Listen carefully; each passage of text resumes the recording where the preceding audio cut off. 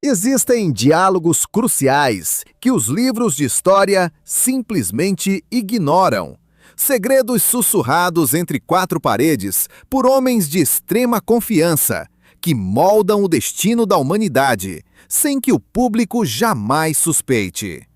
Hoje, você e eu vamos analisar os bastidores de um desses encontros, ocorridos há mais de 30 anos, em um escritório acanhado em Chicago, unindo um jovem sacerdote agostiniano e seu mentor mais próximo. Ninguém gravou aquela conversa, e nenhum detalhe havia escapado até este exato momento. O homem por trás dessa revelação é o padre Gerald Malone, hoje com 81 anos de idade, vivendo uma aposentadoria tranquila no subúrbio de Filadélfia. Ele concedeu apenas 2 entrevistas em toda a sua vida, a última em 1998. Mas, em 19 de abril de 2026, Malone quebrou o silêncio diante das câmeras, paralisando a todos na sala. Nesta investigação, traremos à tona cada detalhe do que ele revelou. Mas antes, é preciso compreender os motivos de seu silêncio prolongado e a razão de ter escolhido este momento exato para falar. Se o nome do padre Gerald Malone soa inédito para você, saiba que essa é a realidade da maioria das pessoas. Ele não figura nas biografias consagradas de Robert Francis Prevost.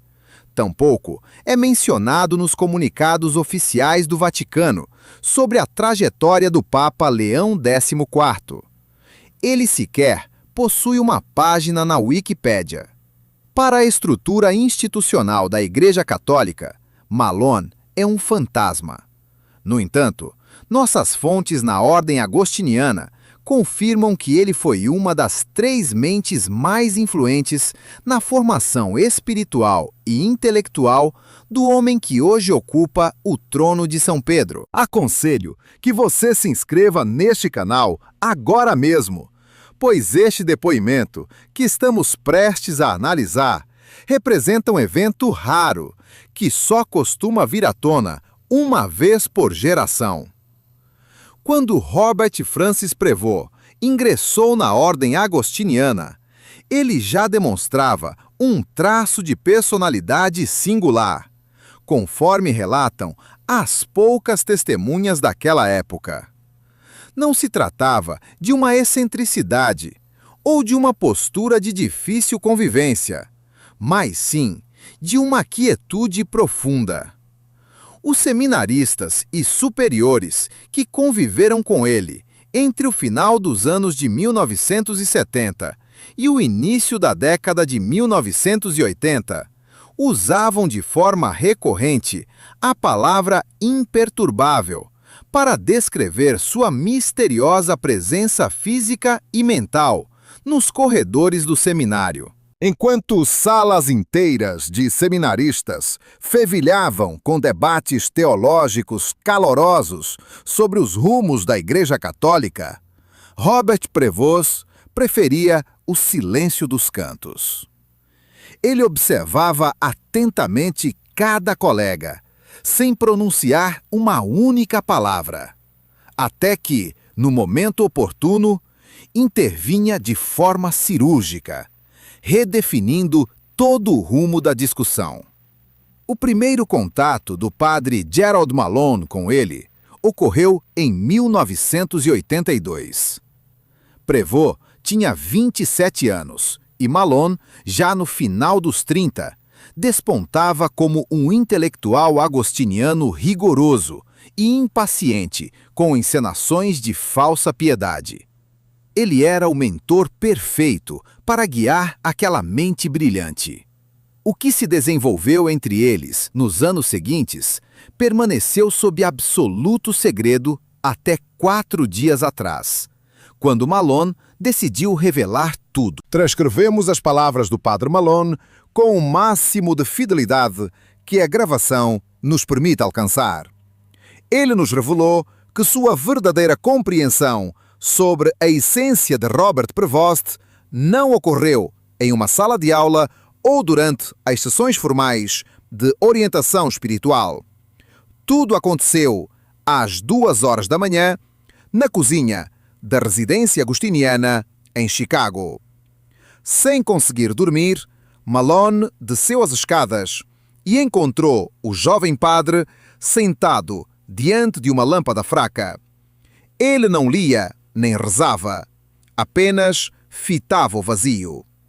Questionado pelo mentor, Prevost respondeu com uma frieza desconcertante que tentava discernir quais de suas crenças eram legítimas e quais haviam sido aceitas sem qualquer reflexão.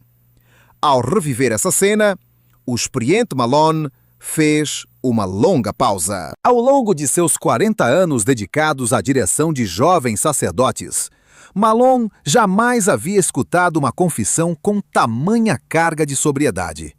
O que o impressionou não foi o teor do questionamento em si, mas a serenidade absoluta com que o jovem o expressou. Não havia desespero, crise de fé ou angústia espiritual em seu semblante.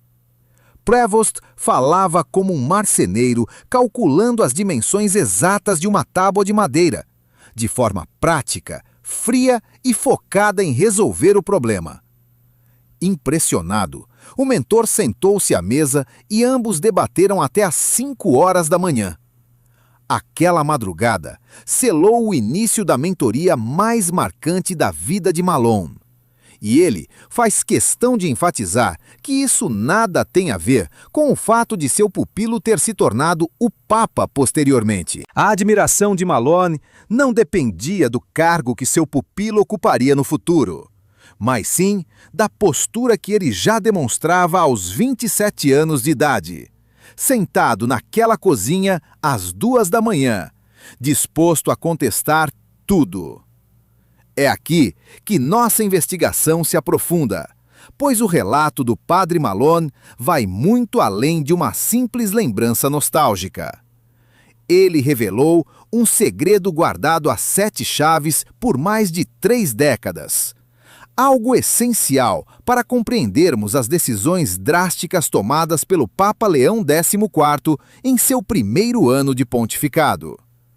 Malone confidenciou que as ideias de Prevost nos anos de 1980 eram tão revolucionárias que ele temia que o jovem sacerdote fosse rotulado como rebelde e tivesse sua carreira arruinada. Em seus encontros privados, Prevost argumentava que o fracasso crucial da Igreja não residia na doutrina, na liturgia ou na moral convencional. Para ele, o grande erro histórico da instituição foi confundir autoridade hierárquica com presença real. Ele defendia que o clero passou séculos erguendo monumentos para projetar força política, e nessa busca pelo poder, esqueceu-se de como acolher os marginalizados e sofredores. A instituição havia se tornado impecável em discursar sobre a misericórdia divina, mas incompetente na aplicação prática e humana desse conceito no cotidiano, não como uma ideia abstrata, mas como o amparo concreto em uma tarde de terça-feira. Diante de pensamentos tão ousados, Malone confessa que confrontou o pupilo com firmeza. Durante o embate, o mentor advertiu que tal radicalismo poderia desmantelar as próprias bases estruturais que garantiam a coesão da Igreja ao longo dos séculos. Prevost ouviu cada objeção com atenção, concordou com a cabeça e proferiu uma frase que Malone jamais conseguiu esquecer. Ele disse que as estruturas são importantes, mas quando não possuem vida, transformam-se em túmulos luxuosos, onde belas orações podem ser proferidas sem que haja fôlego de vida ali dentro. Ao relatar isso, a voz do idoso sacerdote enfraqueceu, tomada por uma profunda emoção. Ele não soube o que responder na época.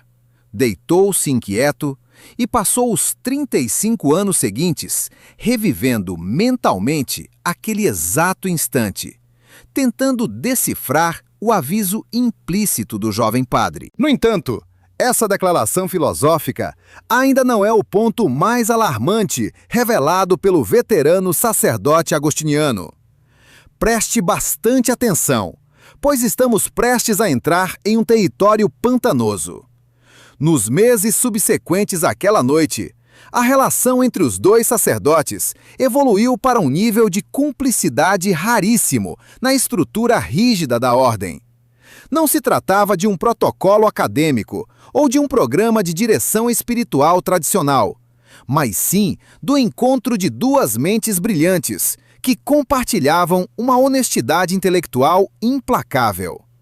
Sentindo-se seguro naquele refúgio de confidencialidade, Prevost expôs a Malone uma preocupação extremamente específica e perturbadora sobre o futuro da Igreja, revelando sua perspicácia analítica. Não pense que se tratava de uma previsão mística ou de algum tipo de milagre revelado, mas sim de um diagnóstico cirúrgico de um homem altamente analítico.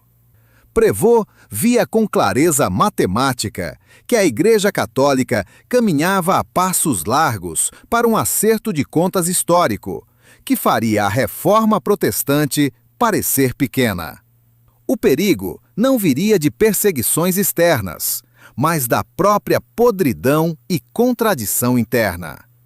O abismo entre o discurso do clero e a prática de suas lideranças vinha se tornando insustentável para ser mascarado por encíclicas papais ou campanhas de comunicação. Ele dizia que o dia de acertar as contas chegaria, e o ocupante do trono de São Pedro teria que assumir a dor de expor as feridas da instituição para poder, finalmente, curá-las. O impacto desse diagnóstico implacável levou o mentor a perguntar diretamente se Prevost se via como o líder encarregado de conduzir essa dolorosa transição. O velho padre recorda-se perfeitamente da reação imediata do rapaz. Ele não desviou o olhar, nem tentou desconversar com modéstia fingida. Fitou Malone demoradamente e disse que seu foco não era a ambição pelo poder, mas sim preparar seu espírito para ter a força necessária se um dia a missão lhe fosse imposta. É nesse ponto exato que devemos pausar e refletir, pois essa conversa tem assombrado Malone desde o dia 8 de maio de 2025. Momento exato em que Robert Francis Prevost surgiu no balcão da Basílica de São Pedro, sob o nome de Papa Leão XIV. Se analisarmos de perto as evidências, tudo o que Prevost descreveu naquelas madrugadas em Chicago está acontecendo agora. Conforme o relato do padre Malone, cada aviso sobre um acerto de contas institucional e sobre diminuir o abismo entre o discurso e a prática real tem se desenrolado nos últimos 11 meses. O investigador desse caso aponta decisões bem específicas, como a reestruturação de 3 dicastérios do Vaticano em setembro de 2025, mascarada de modernização burocrática, mas que, na verdade, reduzia o distanciamento do poder. Ele destaca ainda o discurso de Leão XIV em novembro daquele ano, com palavras tão diretas e sem rodeios diplomáticos que chegaram a causar um profundo desconforto público em vários cardeais. Além disso, o informante chama a atenção para um evento ocorrido há pouco mais de 2 semanas, que passou quase despercebido pela imprensa internacional. Para Malone, esse é o sinal definitivo de que o Papa Leão XIV está cumprindo exatamente a promessa que fez ao seu mentor, caso o destino o colocasse no trono de Pedro. Analisaremos esse acontecimento em breve. Mas antes, o padre revelou um segredo de teor pessoal. Esse detalhe foi o verdadeiro gatilho que o fez quebrar um silêncio absoluto de 30 anos. Pouco antes de Prevost deixar Chicago para assumir seu cargo na Ordem Agostiniana, os dois tiveram uma última e densa conversa. Algo que o clérigo manteve trancado a 7 chaves durante décadas. Essa confidência permaneceu oculta em parte por respeito, mas principalmente porque Malone não tinha certeza se havia compreendido a real dimensão daquelas palavras. Somente agora, ao observar as manobras de Leão XIV em seu primeiro ano de pontificado, é que o peso avassalador daquela noite se revelou. Eles debatiam sobre o fracasso e o pavor de ver a estrutura da igreja ruir sob o peso de suas próprias contradições. Foi então que Prevost proferiu uma frase inédita no clero. Eu acho que precisamos amar a igreja o suficiente para estarmos dispostos a vê-la quebrar, pois certas estruturas simplesmente não aceitam reformas. Elas precisam ser totalmente despedaçadas primeiro. Naquela mesma noite, a indagação crucial não era sobre confiar no sistema administrativo, mas sim naquilo que o sistema deveria representar originalmente. Se houver fé nessa essência primordial, a destruição da casca não significa o fim, mas sim um novo recomeço. O padre Malone confessa que sentiu um calafrio real ao ouvir aquela declaração.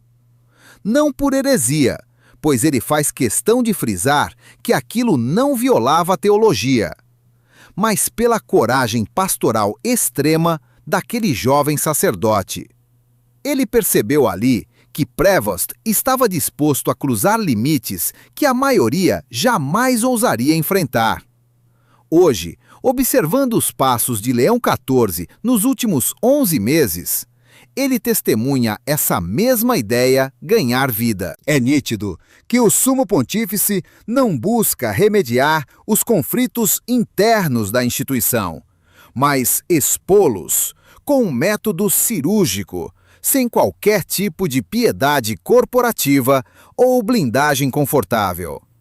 Agora, você e eu precisamos analisar aquele misterioso fato de 2 semanas atrás, que convenceu Malone a romper o silêncio diante das câmeras.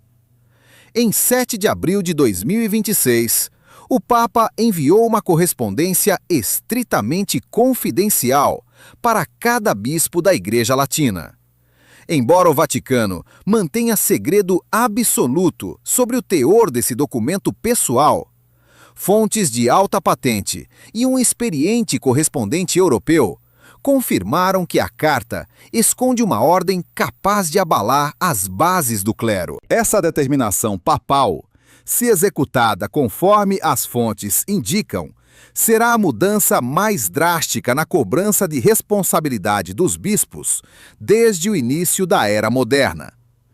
Não pretendemos fazer especulações ou listar detalhes não comprovados aqui, pois o que temos de concreto já é extraordinário por si só. O fato confirmado pelas investigações é perturbador. A carta exige que cada bispo escreva e envie de próprio punho, em um prazo rígido de 90 dias, um dossiê detalhado sobre cada falha pastoral grave ocorrida em suas respectivas dioceses ao longo dos últimos 10 anos. Trata-se de uma devassa sem precedentes na história moderna do Vaticano. Não se trata de um relatório burocrático revisado por assessores ou maquiado pelo setor de relações públicas. É um relato cru, pessoal, escrito em primeira pessoa pelo próprio bispo, para ser lido apenas pelo Papa. Ao tomar conhecimento disso, Malone relata ter ficado paralisado em sua poltrona por horas. Aquele papel continha exatamente as ideias que Robert Prevost defendia na cozinha em 1982. A quebra da blindagem institucional que protege o indivíduo de sua própria responsabilidade moral. Após confirmar o fato com um bispo aposentado, ele soube que o momento havia chegado. Ele ligou para um documentarista amigo e anunciou que finalmente estava pronto para falar tudo. O objetivo dessa revelação, conforme o padre faz questão de deixar claro, não é criar uma lenda em torno da figura de Prevost ou idealizar o atual Papa. Malone demonstra preocupações legítimas sobre os rumos adotados por Leão XIV. Ele avalia que a velocidade das transformações pode atropelar a capacidade de assimilação dos fiéis mais conservadores.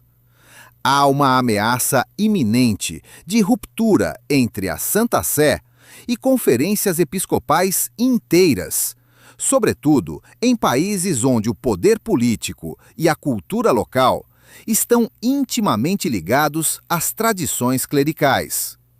Esse choque de visões pode resultar em um cisma silencioso, mas extremamente doloroso para a Igreja no mundo. Mesmo com receios, o padre afirma com convicção que o atual pontífice passou a vida inteira se preparando para este exato instante de provação. Você e eu podemos ver que não se trata de articulação política ou de alpinismo social na hierarquia romana, mas sim de uma profunda preparação interior. Trata-se da capacidade de encarar dilemas devastadores, sem desviar os olhos, sem fingir certezas convenientes ou se esconder no silêncio corporativo. Na despedida deles, no início da década de 90, Malone lhe fez uma última pergunta. Se o ajuste de contas realmente chegasse, o que o homem sentado na cadeira de Pedro precisaria ter acima de tudo? A resposta do futuro Papa foi desconcertante de tão simples. Imunidade à aprovação. O informante admite ter meditado sobre essa frase ao longo de toda a sua vida ministerial, considerando-a a definição mais crua e honesta do que realmente significa liderar uma instituição sob crise severa. Ao ver Leão XIV governar o Vaticano, suportando golpes fulminantes de tradicionalistas e progressistas, sem alterar sua rota por 1 milímetro sequer, Malone finalmente compreendeu. O pontífice resistiu à pressão daquela carta secreta sem pressa de acalmar os ânimos.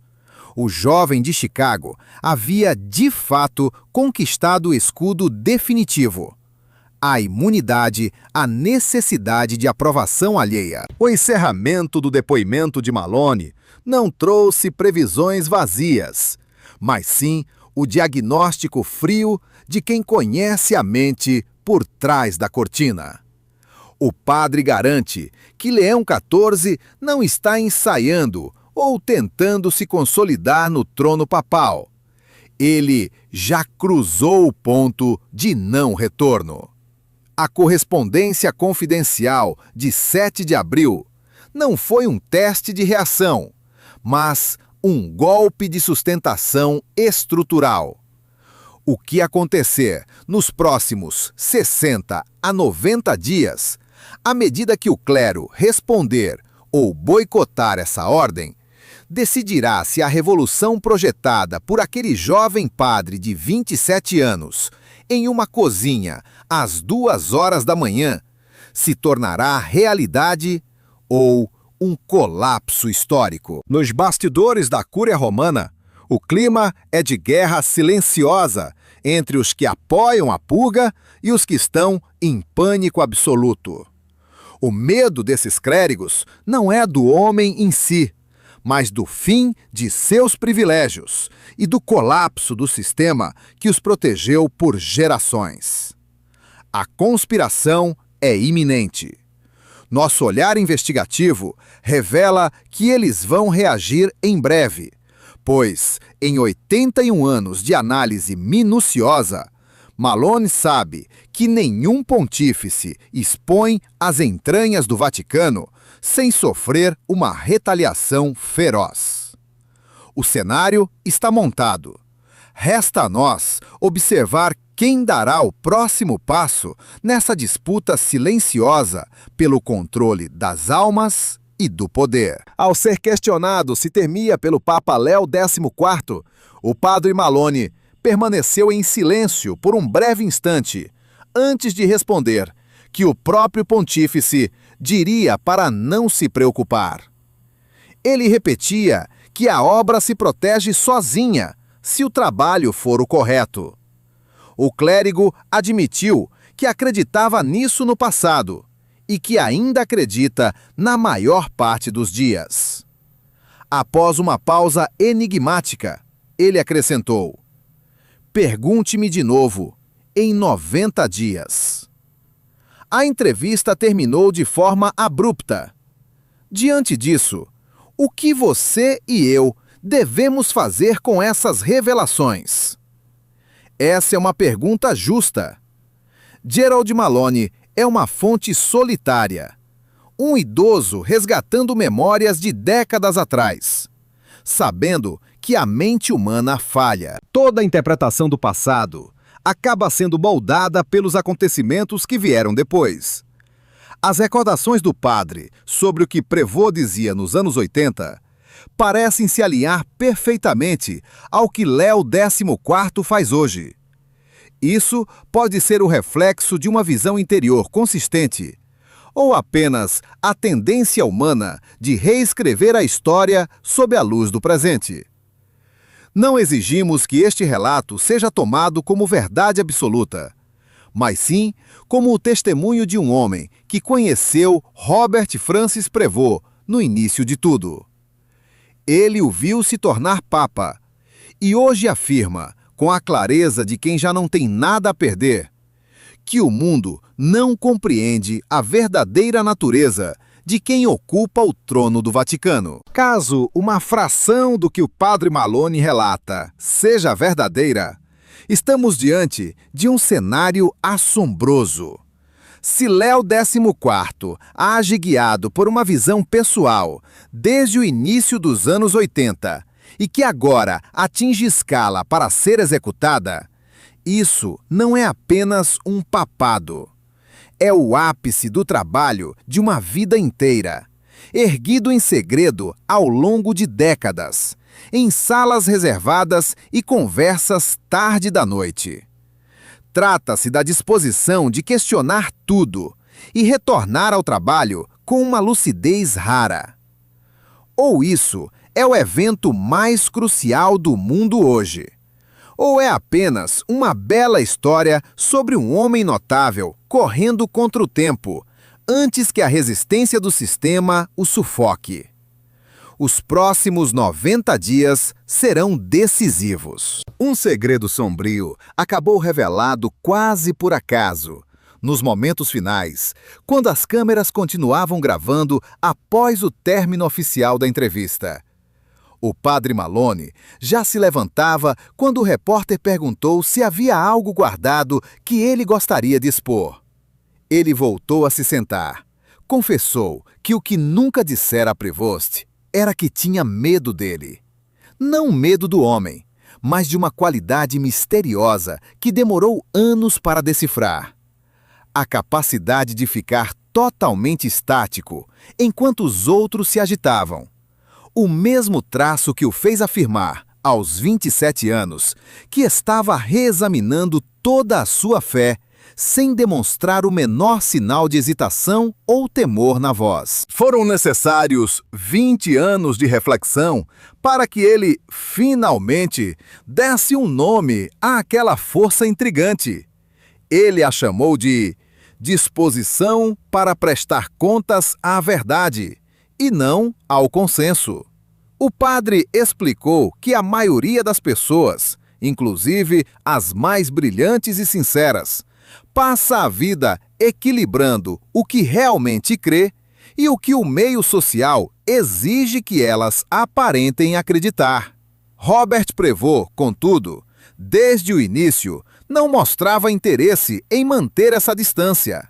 Não por soberba, mas porque decidira, muito jovem, que essa dualidade era o real problema.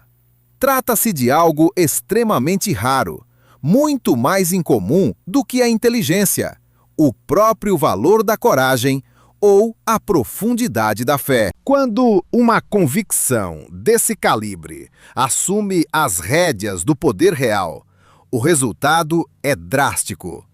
Ou ela reconstrói tudo, ou despedaça as estruturas, por vezes, ambos. Com essa constatação, o idoso clérigo se retirou. Nossa investigação seguirá de perto a repercussão da Carta de 7 de abril. Traremos relatórios precisos, conforme os bispos reagem e o tabuleiro de poder do Vaticano se move. Se você e eu quisermos desvendar os próximos passos desse papado enigmático, acompanhe nossa cobertura e ative as notificações. Esta é a grande narrativa de uma era. Enquanto isso, o padre Gerald Malone segue recluso em sua casa nos arredores de Filadélfia, sem falar com a imprensa desde 19 de abril. Diante das tentativas da nossa equipe de confirmar os detalhes mais delicados desse relato, o silêncio do padre foi quebrado apenas por um intermediário, que nos transmitiu uma única frase. Ele declarou que disse o que precisava ser dito e que o restante agora cabe ao pontífice e a Deus. Este é o ponto onde nos encontramos e a verdade que foi exposta. Enquanto isso, em algum aposento silencioso no Vaticano, aquele mesmo homem que, aos 27 anos de idade, sentado em uma cozinha às 2 horas da manhã, resolveu responder apenas a verdade pura, em vez de se curvar ao consenso alheio, aguarda pacientemente para ver qual será o veredicto final dos seus bispos.